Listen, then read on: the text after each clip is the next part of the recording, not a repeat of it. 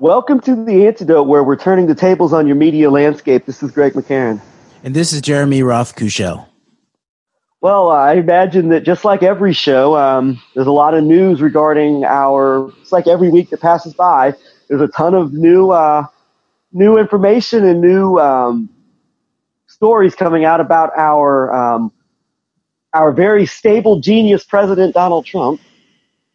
Very stable genius, as he let all of us know via his favorite communication device, that being Twitter. And this news, I think, primarily has to do this week with a lot of these bombshells that were put in this book by this Michael Wolff, this, guy who says he had, constant access to the White House from the lead up to the inauguration through much of the first year of the Trump presidency, which is about to reach its end here in a couple of weeks. And what a first year it's been. I think, Jeremy, it's safe to say that we've never had a presidency like this. We've never had a political environment like this in our lifetimes. I think that's safe to say. I would say so. It's definitely reality TV at a fever pitch, and yet the real world is continuing. And it is difficult to perceive what is the reality here and the gaps of cognitive dissonance that I feeling myself in relationship to trying to understand this gap between Trump, the very stable genius 4D chess player playing everybody from Steve Bannon to Benjamin Netanyahu, between that and then the evidence that's out in the open. That's now there's a story about this Wolff story about some of the indicators that Trump has major issues, both psychologically, emotionally, intellectually, in terms of the things we already knew. He doesn't read. He seems to use these superlative adjectives when they a lot of times are not even appropriate. Terrific populations. A wonderful Larry Silverstein, terrific guy. So, and maybe in a certain way, I need to rethink what Trump might have meant when he described Larry Silverstein as a terrific guy. Because that in the Trump parlance, that could mean anything from a wonderful guy to a terrible guy. I don't know. Very true, very true. And once again, I think with this book, much of the focus is on either the mental aspect of Trump's mental stability, whatever the truth is about that may or may not be, and also having to do with quotes from Steve Bannon about Russia, where you can almost see that Bannon of all people, who is probably, at least up until a couple of days ago, I mean, this is certainly starting to change now, at least in the public rhetoric, but within much of the so-called alternative media, Steve Bannon was probably the most favored of Trump's people around Trump. I mean, he's the guy who, in many ways, was, even when Trump would go astray, when Trump would be wobbly, Bannon would be the person who could be pointed at as being the patriot who's going to hold it all together as long as he keeps Trump's ear, because he's the guy who truly wants to, he has this vision of making America great, and he's going to help Trump do it. And now with this book and these revelations by this Michael Wolff, and by the way, this is just what's coming out into the media right now. I mean, it's making the headlines. I mean, I'm interested to know what's in the entire book. I'm not very good at sitting down and reading, because it's just something that I have a hard time just sitting down focusing on things for long periods of time. But I'm actually really tempted to pick up this book and at least read through some of it and see what kind of nuggets are in there, because based on the information that's coming out just within the press leaking out, this book has a ton of material that, for both reading between the lines purposes and not so much reading between the lines. But once again, we're getting a focus on the issues where it's either the mental stability or it's Bannon alluding to perhaps Russiagate not being such a nothing burger as Van Jones famously said. Of course, we don't believe that for the reasons that the mainstream media likes to focus on with regards to Russia. But these are the areas that have been focused on in this book. And once again, another critical topic that I think where you can point a finger at real provable collusion and foreign influence and meddling on U.S. policy, once again, that has been put out from this book is, once again, it has to do not with Russia, but with Israel. And there was a particular passage in this book that was describing in the run-up to the inauguration, I believe this is between the election and the inauguration, a dinner with Steve Bannon. I guess this must have been at the White House. I'm not sure, but Steve Bannon and Fox News, the late deceased Fox News head Roger Ailes, and they were discussing, I guess, foreign policy and topics related to various policy, and a couple of interesting tidbits. Bannon tells Roger Ailes that Trump is ready to move the embassy on, or we're ready to move the embassy on day one. He specifically described Prime Minister Netanyahu and Sheldon Adelson, the GOP kingmaker, as being on board with this. And he also assures Roger Ailes that Trump is on board with this. And what this to me points out right here is that we're constantly talking about Russia, Russia, Russia, doing this and this and this to meddle in U.S. policy and influence U.S. foreign policy. Here we've got a clear example of the prime minister of a foreign country, that being Israel, in Bannon's words, Bannon specifically pointing out that the prime minister of Israel is on board with this, and also the most prominent financier of Republican political candidates, of Republican causes and organizations, Sheldon Adelson, who I think pretty easy to prove that Sheldon Adelson cares more about Israel than the United States, much like his liberal, quote unquote, liberal counterpart, Haim Saban, who has been quoted as saying that his main concern is Israel. And of course, this is the guy who has called for just basically dropping a nuke on Iran in the desert, and among other things. This guy is fanatically pro-Israel. And these are the two people who Steve Bannon is quoting as saying are on board with this. I think directly insinuating that this administration's policy is being driven largely by what Israel and what supporters within the U.S. of the Likud party in Israel want, of the right wing. And I think even Adelson was quoted as saying Steve Bannon is the only person who he really trusts in the White House regarding Israel. And then you go from there, and even getting into what we're going to talk about a little later with Bannon criticizing Jared Kushner, who supports settlements in Israel and supports hardcore Shabbat Orthodox Jewish hardline right-wing Zionists financially, not being hawkish enough, not being supportive enough of Israel, not being hard enough on the Palestinians, not putting his foot down as hard as he needs to with the Palestinians. And we're going to maybe visit that topic a little later, but I think opening right now, I think we've got another specific example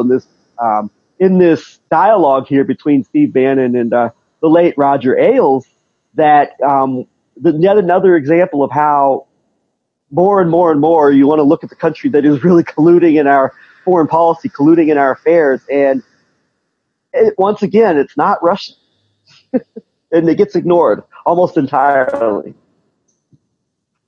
It's true. That's actually one of the more stunning aspects of what's come out in the last day in relationship to some of these statements, allegedly quoting Bannon from Michael Wolff's book. And especially he's coming from someone like Michael Wolff, who has clearly been a player, an insider for a long time. He's a main biographer of Rupert Murdoch, which of course is where Alex Jones's favorite publisher Drudge comes from too. So it's very difficult to suss out not only what aspects are true in terms of some of these quotes, because even Wolff himself, I believe, in the beginning of his book says, what I've reported on here in this book are the different perceptions or different statements that I received from many different people in the Trump administration about what was actually going on, what Trump is actually like. And you have to decide what you think is the truth. At the same time, there are certain allegations that are being made in the midst of this that around Trump himself that are being alleged by Wolff to be a consensus. Things such as that Trump is childlike, that Trump doesn't have full intellectual faculties, that Trump didn't really want to do this, these types of things. So it is difficult to know whether those things are the truth. But what's slipping out in the middle of this, this whole reality TV show aspect to what kind of guy is Trump, is these very core pieces of breadcrumbs that point to policy decisions and the pacing of policy decisions, the cadence, the reasons for policy decisions. And clearly that this Jerusalem decision, yes, Bannon is some type of strategic political chaos warfare operative. He's sort of like an Alexander Dugin type, but from the United States of America. And Bannon not only used apparently the executive order about that was framed as a Muslim ban to sow chaos in the left and liberal sphere and media in the first days of the administration, but he also apparently had the plan to use the not only an announcement about Jerusalem, like Trump has actually done, having put off moves of the embassy a couple times, I believe, but to actually straight up move the embassy on the very first day. I think probably right after a swearing in, that type of thing. And of course, that would have created massive chaos in the Middle East. And it's the kind of chaos, I think, that someone like Bannon believes that major moves can be made. And that's clearly the case. And then thinking back now, Bannon is out, but the chaos that is apparently being sown, or at the very least amplified or directed or shaped in Iran, to me has very similar feelings and resonance in relationship to these kind of plans in the Middle East. And so the common factor here, of course, is Netanyahu. It's not Putin. Putin's in play here, and there's little bits and pieces about Trump trying to court Putin's influence or interest, and it being claimed by Bannon that Putin was not even interested in Trump at some level. But Netanyahu is very much in the mix from a lot of different angles, because you can see there's a very direct connection with Trump. Trump actually backed Netanyahu in his election, made a video for him. There's the Kushner connection, which is a very personal, connection. I believe with Trump that I believe that when Netanyahu had his list of possible donors, Trump was about the only very prominent non-Jewish possible donor that was on his list. So. Yes, and so and then you have the Bannon connection, which seems to fit in very directly with the Sheldon Adelson connection. And Sheldon Adelson, of any prominent American, is probably the single biggest material backer of Netanyahu. And of course is a very hard liner on policy, including the kind of statements that you've pointed out in terms of his belligerence, almost criminal belligerence in relationship to Iran, in terms of agitating for potential mass death and that type of thing. So this is coming out in the mix, and some of these statements that Bannon has made is very interesting. So I was thinking maybe what we could do is read through a Haaretz article that just came out, I believe, about this new book. The title of it is "The New Book on Trump Reveals Competition Between Kushner and Bannon on Israel Policy." Author details how Trump giving Kushner responsibility over Israeli-Palestinian negotiations immediately created tension between the president's son-in-law and Bannon. And although, of course, there's a lot of reality TV gossip that is brought along with this book, I'm thinking maybe we can ferret out some of what the policy dynamics, what the actual politics behind this situation might be. So this article is written. Yeah, sounds great. Sounds great. Please do. Amir Tibon. Okay, I'm going to start from the beginning. A new book chronicling U.S. President Donald Trump's rise to power and first year in office presents Israel as a major point of contention between two of the president's closest advisors, Jared Kushner and Steve Bannon. Details regarding the Trump administration's internal debate in Israel are revealed in Michael Wolff's Fire and Fury Inside the Trump White House. The book, which is currently at the center of a political storm, also details casino billionaire Sheldon Adelson's behind-the-scenes involvement on this issue. Adelson is the owner of the Israeli daily Israel Hayom, widely considered a mouthpiece for Prime Minister Benjamin Netanyahu, who's known for his strong right-wing positions on Israel. During the 2016 U.S. election, he was one of the most significant donors to Trump's presidential campaign. Wolff's new book states that Steve Bannon, Trump's former chief political advisor, was, quote, the only person in the White House that Adelson trusted on Israel, unquote. According to the book, Bannon was pushing to move the American embassy in Israel from Tel Aviv to Jerusalem on Trump's first day in office. He also wanted to finally kill the two-state solution by announcing that Jordan will take back the West Bank and Egypt will assume control over the Gaza Strip. In the book's first chapter, he is quoted telling Roger Ailes, former head of Fox News, this plan, adding that Adelson, Trump, and Netanyahu were all on board with the idea. The U.S. Embassy was not moved on Trump's first day in office. In fact, almost a year later, the president has yet to move it and has signed 2 presidential waivers, each delaying the move by half a year. With regard to Bannon's plan on the West Bank and Gaza, it is highly unlikely that Jordan and Egypt would agree, since both countries are already dealing with many other internal problems and would not benefit from taking millions of Palestinians under their control.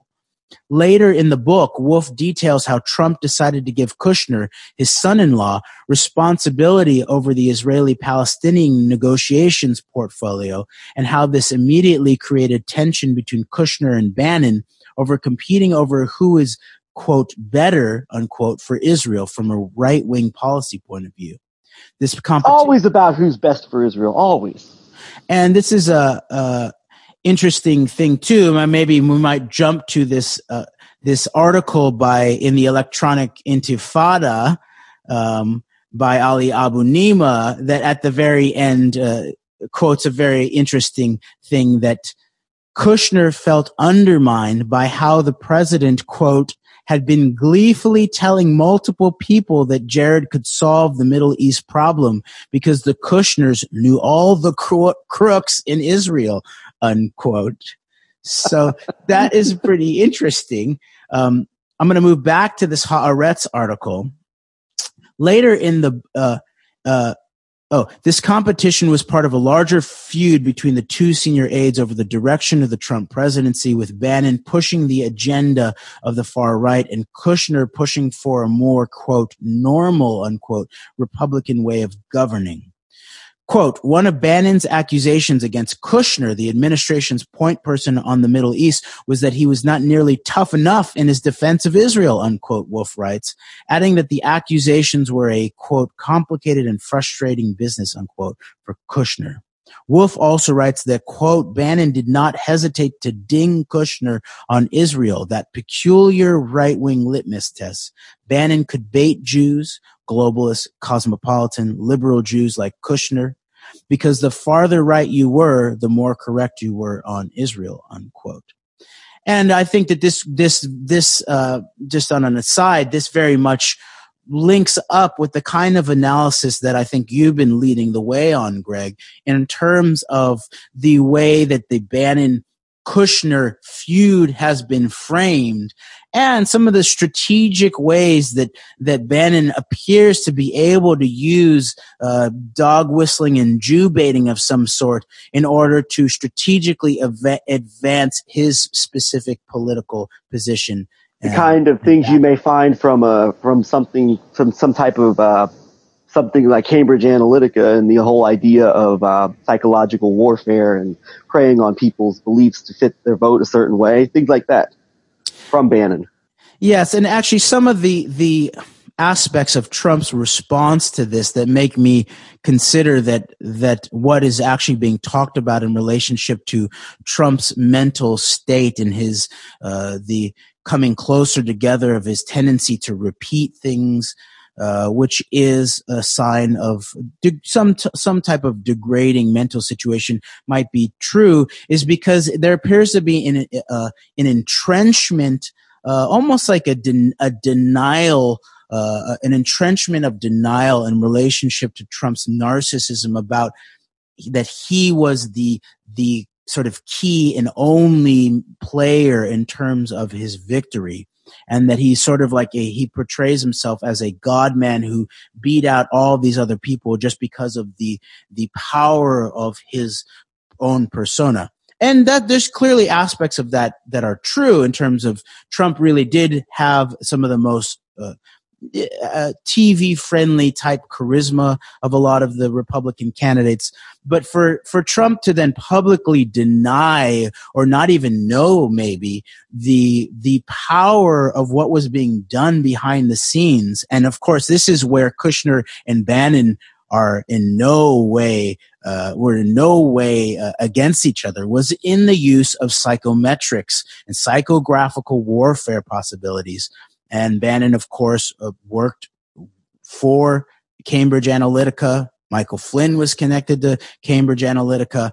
And in many ways, Kushner was seen as the leader of the strategic online social media politics behind the Trump campaign. Bannon was on the board of Cambridge Analytica, and this is the same time he's the executive chairman of Breitbart. And of course, Cambridge Analytica primary funder was the Mercers, who for a long time was the primary funders of Breitbart, the Mercer family. So, and it's very interesting too that this is definitely very interesting reality TV scandal, and the Mercers have apparently cut off Bannon. That's what's being rumored.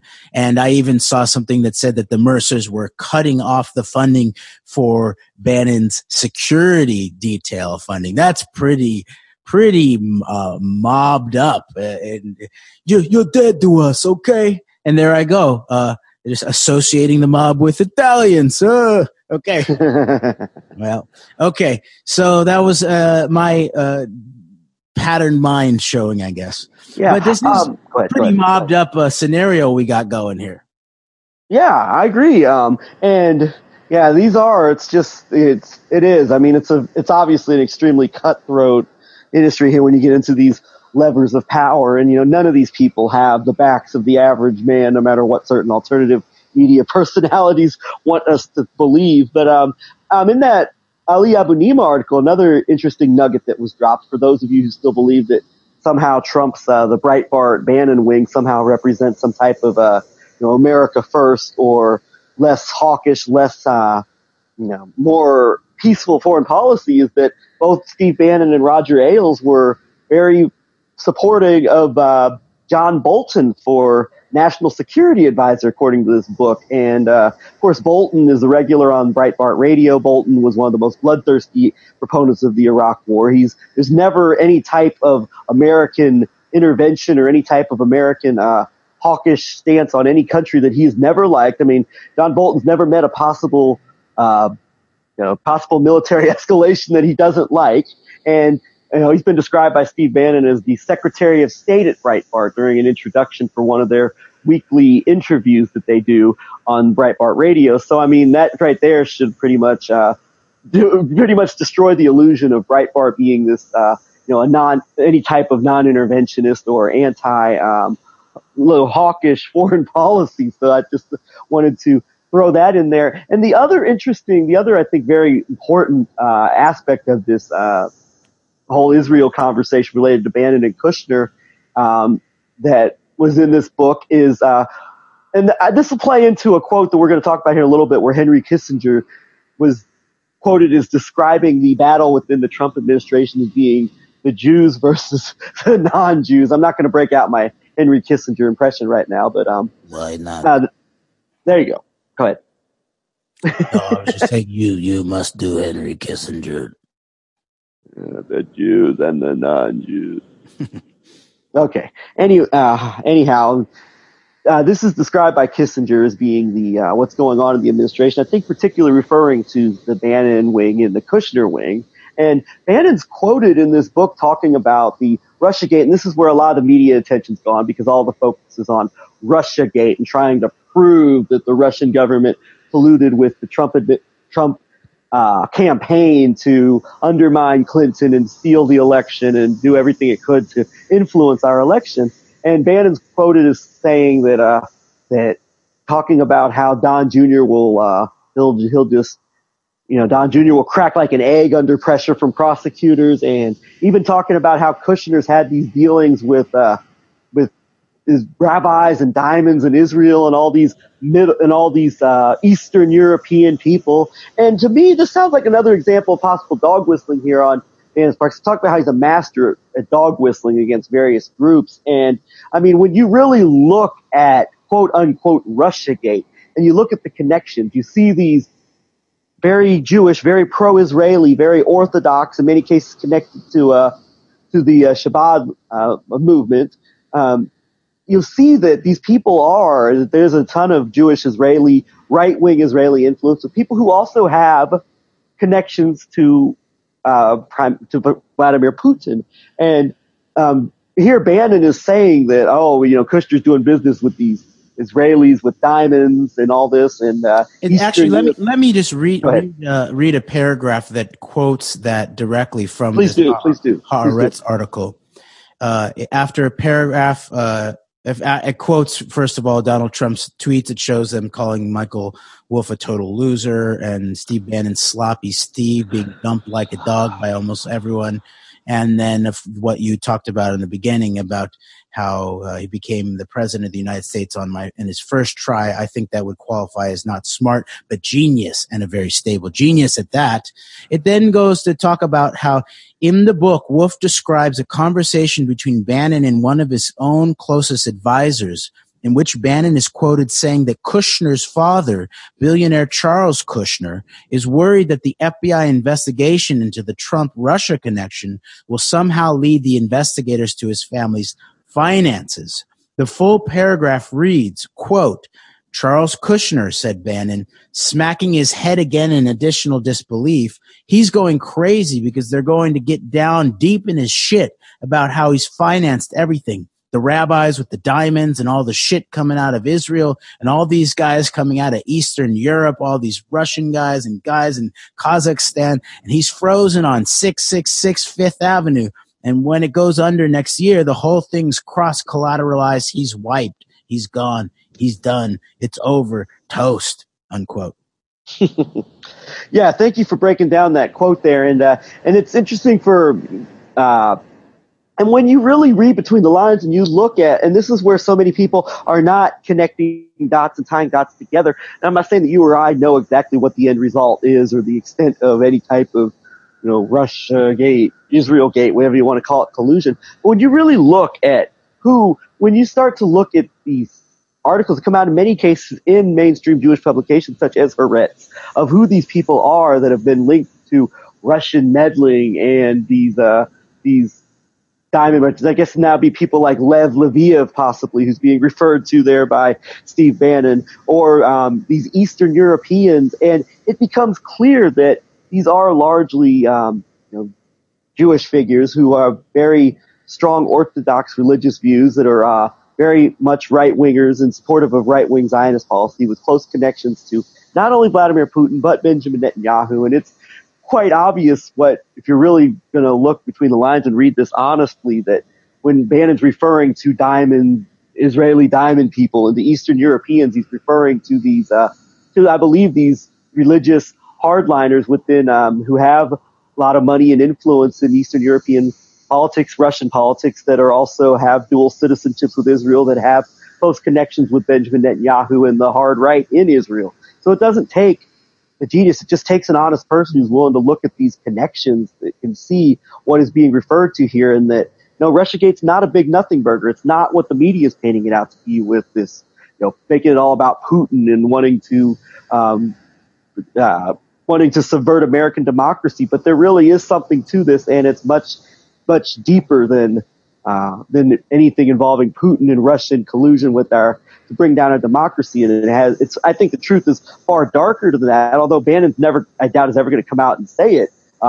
It's pretty clear what he's alluding to if you can really read that. If you read that quote and you know some of the stories of some of these people that have been implicated in doing business with Trump over the years, doing business with the Kushners over the years. And in the midst of this, the core of the foreign policy that we've been pointing out, that Trump originally got into the presidential race by talking about Iran and the Iran deal, and that this is the train that's coming hard here. And in the midst of all of the usual personal kerfuffles, there was this story released at the very end of 2017 about the U.S. and Israel sign a secret pact to tackle Iran nuclear and missile threat. And I'm quoting from a Times of Israel story from December 28th, 2017. It says, dramatic understandings were agreed at the White House on December 12th and deals signed by the two countries' national security chiefs, Channel 10 says. And then it goes on to say that there was a secret meeting at the White House, culminating intensive talks between representatives of the major Israeli and American intelligence and defense hierarchies, headed by the U.S. and Israeli national security advisors H.R. McMaster and Meir Ben Shabbat, respectively. And I'd just like to point out that Meir Ben Shabbat filled a position that had been open for multiple years in terms of an Israeli national security advisor. And he comes out of working for Shabak Shin Bet, specifically in the southern part of Israel, and has a deep history in Shin Bet operations against Palestinians on the ground, mainly in Gaza.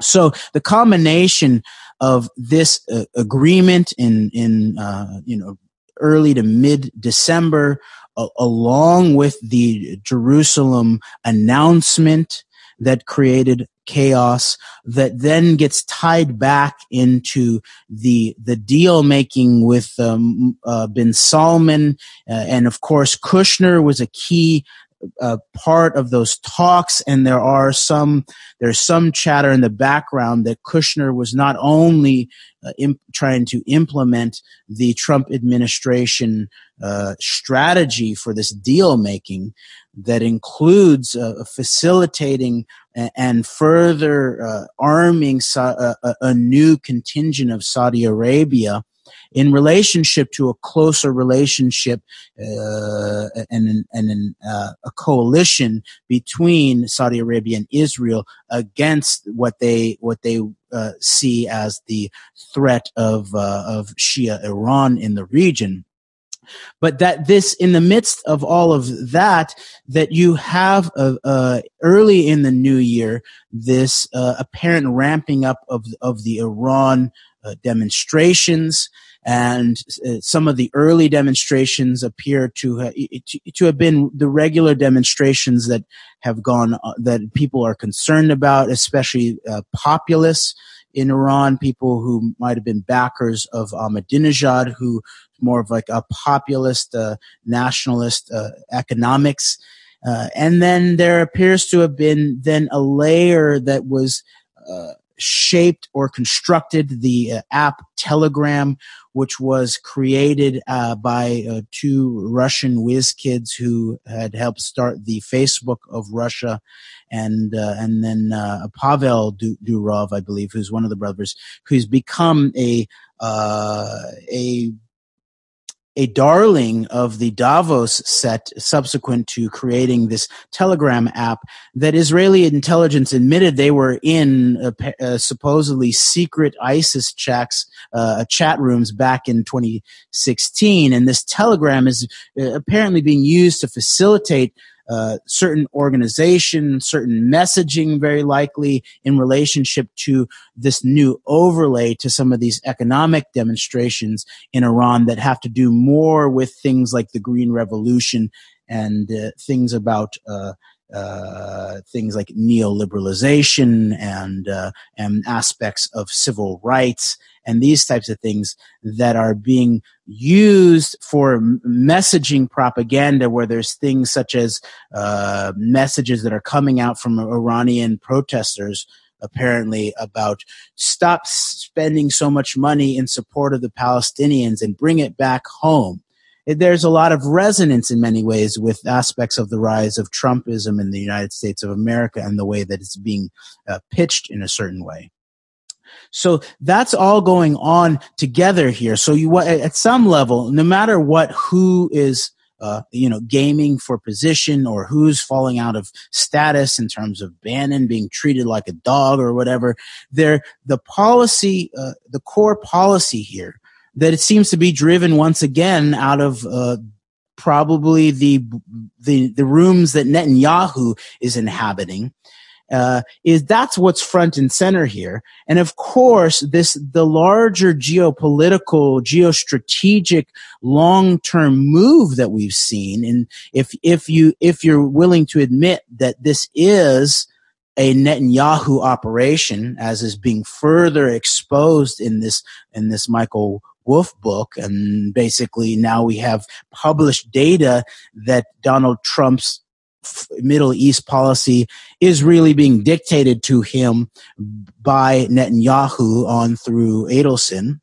and being reinforced in different ways or tweaked in different ways by whoever has his ear at the moment, whether it's Steve Bannon or Kushner. And that the details might be different, but the overall move here is very much in line with the strategic moves that Netanyahu has been making since he's been in power, which includes a further tightening of the relationship with Russia. Whether it's Avigdor Lieberman, the foreign minister, I believe, still, who has had multiple trips and close connections with Putin, and the further solidification of ethnic Russian immigrants into Israel, and especially the high-tech sector that is very likely being used to facilitate technology transfer in the kind of way that Brendan O'Connell is talking about. And that there's this talk of the Talpiot program, and that is a very specific program that is quite unique in the world in many ways, in terms of, especially when you consider the possibility that people like Ehud Barak and Benjamin Netanyahu are at some likelihood the resulting officers or operatives of the Talpiot program, which is not only military based, including intelligence, including special forces training, but it's also based on PhD level engineering, mathematics kind of training. But then also the political and entrepreneurial and corporate facilitation that's also given to the Talpiot program around the world, in terms of putting people who have been trained at the core of the Israeli military intelligence establishment in key places in terms of political and or corporate. And this then is replicated also at the geostrategic level by the domination of the back ends of the databases. And this recent revelation of these massive kernel level, root system level vulnerabilities of the Intel chips, in terms of this Spectre, I think it's called the Spectre. It's not a virus, but the Spectre, and then there's another one. But they basically are showing that there has been backdoor access at the hardware, at the chip level, really, for probably a couple decades of all devices, including devices with Intel chips. And of course, Intel has a chip fabricating factory in Israel. I believe it's their biggest outside of the United States of America. And so in a certain way, you have to look at this larger geostrategic Israeli move in the world, which is decades long in planning. Talpiot, maybe started out in the 70s as a sort of special forces training, but it also betrays the kind of long-term strategic thinking that the Israeli military intelligence establishment is actually involved in.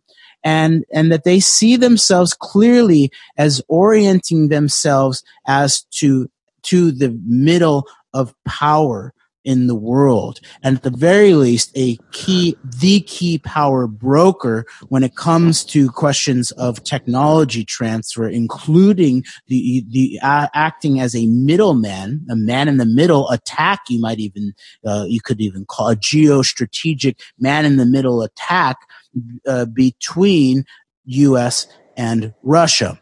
So this long-term situation here begins to make sense when you see these Trump moves have really discredited the United States in many ways. I'm thinking, of course, of the Jeff Gates book of Guilty by Association, and that this is actually a strategy of aspects of the high-level Israeli thinking in terms of the relationship with the United States is not to just think of the United States as its best long-term partner and backer, but also a pivot. There's also a pivot to Asia and Eurasia of Israel too. And so the last thing that I'm thinking of in terms of the aspects of some of the best aspects that Trump represented were things like getting out of NAFTA, but also getting out of TPP. And clearly, the TPP agreement that Obama was working on with groups of Asian economic powers is not the kind of corporate oligarchical overlay that we the people want. No. At the same time, what you see is when Trump goes ahead and pulls out of the TPP, he's basically, at some level, you could see this as a potential undermining of the U.S. pivot to Asia by opening up further the Israeli pivot to Asia and Eurasia. And then the one other thing popped in my mind was this thing that I'd noticed that the hack, I forget what it was called, WannaCry ransomware hack that took over a lot of computers, including in key infrastructure such as health infrastructure, and that was using ransom of a certain kind of cryptocurrency. I think it was Monero. This happened in the exact run-up to the key One Belt, One Road conference that was happening in 2016? I think so. And in many ways, you can see that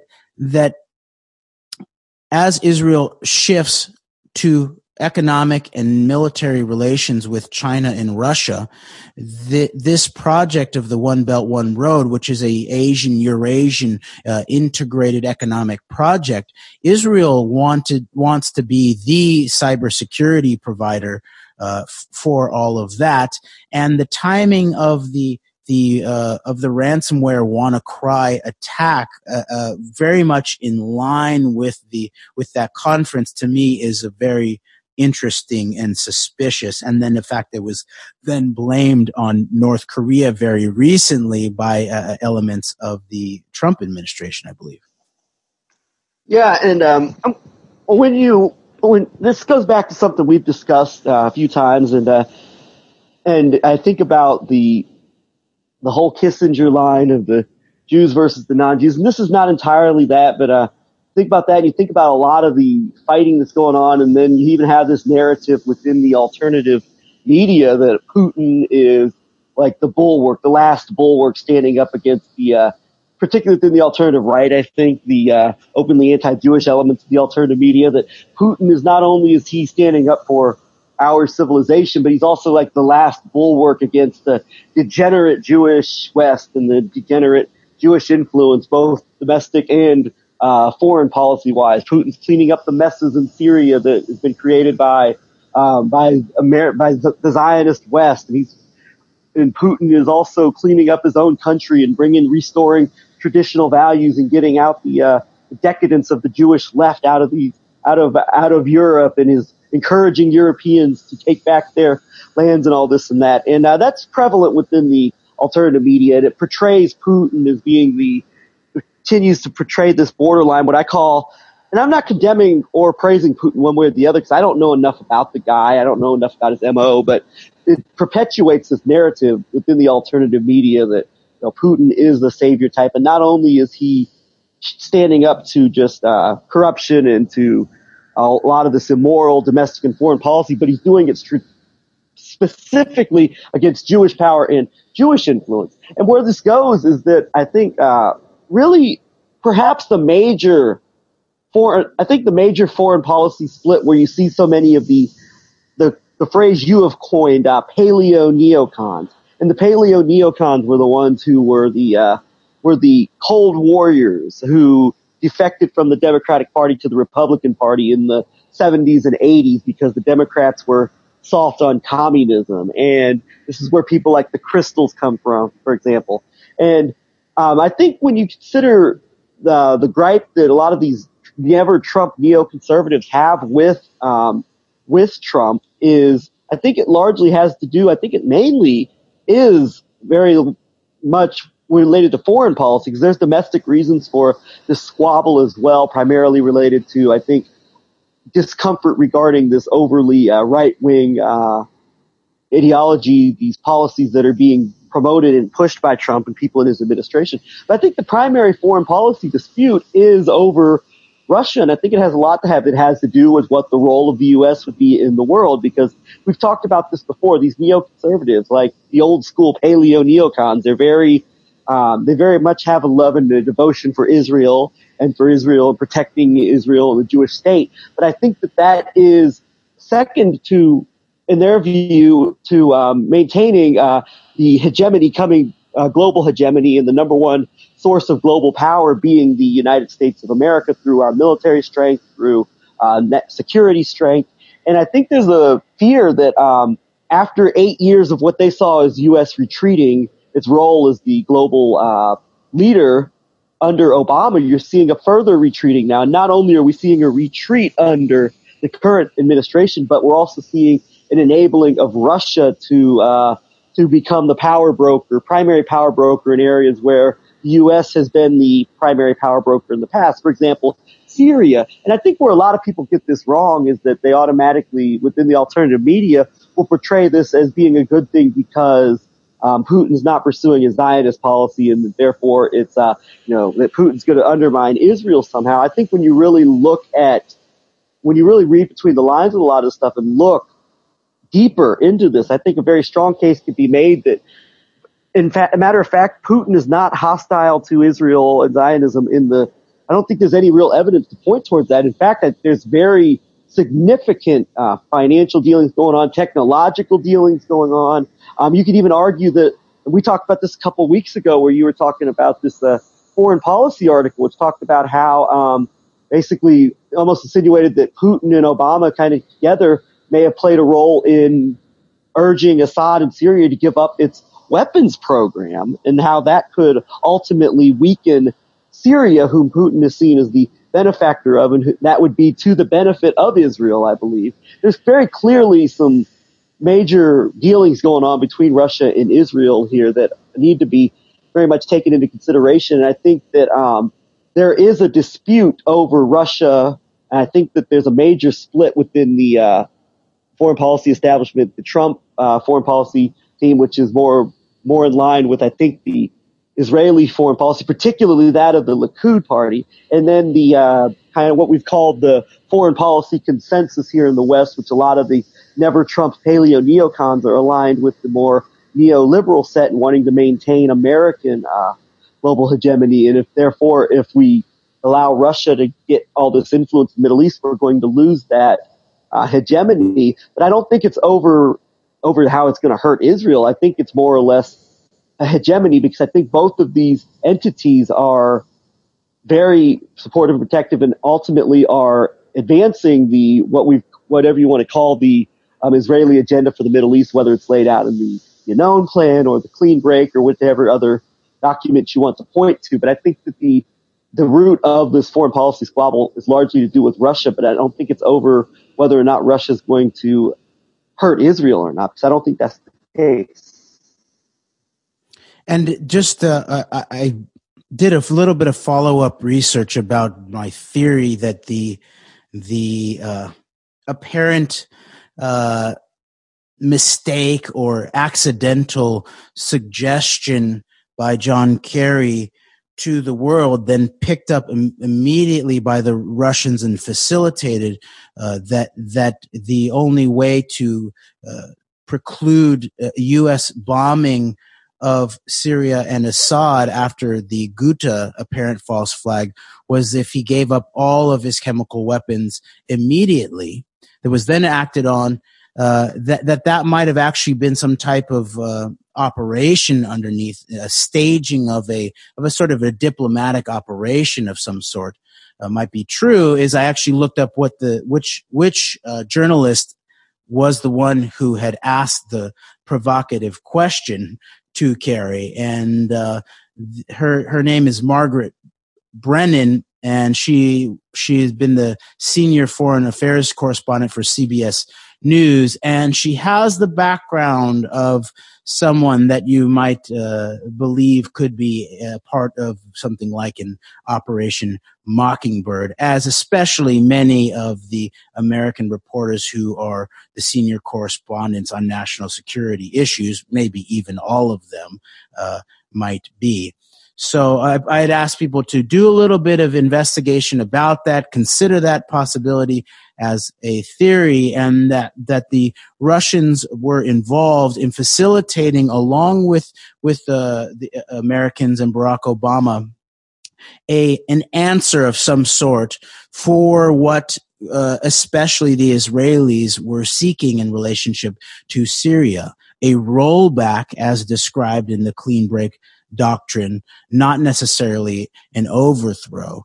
And the removal of the chemical weapons deterrent that Syria had was very likely a key piece of that. And you can also see that in relationship to that part of this newest Iranian apparent operation, that this time actually seems to be being led or being managed in some way out of Israel rather than necessarily out of Langley, although Langley, I imagine, is deeply in the mix. That the timing of this and the relationship of this new Israeli national security advisor who has on the ground a background in ground affairs against the Palestinians suggests that this is might be a similar type of a destabilization operation, maybe even a truncated in time rollback operation against the certain powers of the Iranian government in relationship to potential plans by Netanyahu and the Israelis to pursue certain ground offenses against probably both the Palestinians and Hezbollah in southern Lebanon. And something that might suggest that is the case too is this apparent that Trump has now given the green light on assassinating the key Iranian military intelligence leader. What do you remember his name? General Soleimani. Yes, Soleimani. And that Obama had given the red light to that in the midst of working on the Iran deal, and had apparently stood down the Israelis from pursuing that assassination.